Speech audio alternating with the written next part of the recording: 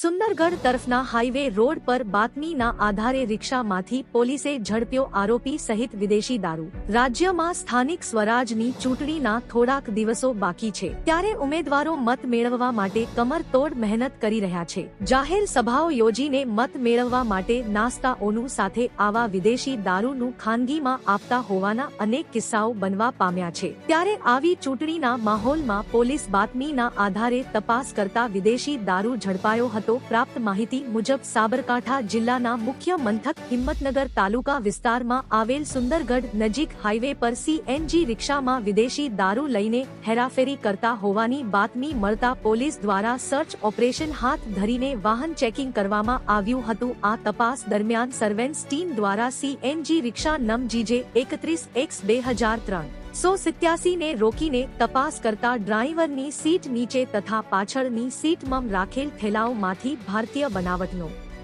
વિદેશી દારૂ તથા બિયરની જુદી જુદી બ્રાન્ડની કુલ 111 બોટલો મળી આવી। પોલીસ દ્વારા દારૂ તથા બિયરની કિંમત ₹483220, મોબાઈલ ફોન ₹5000 અને રિક્ષા ₹60,000 મળી કુલ 1,22,320 નો મુદ્દામાલ જપ્ત કરવામાં આવ્યો હતો। સાથે પકડાયેલ આરોપીઓની વિરુદ્ધ એ ડિવિઝન પોલીસ મથકે ફરિયાદ નોંધીને આગળની કાર્યવાહી હાથ ધરવામાં આવી હતી। રિપોર્ટર જનક જાદવ, સાબરકાંઠા।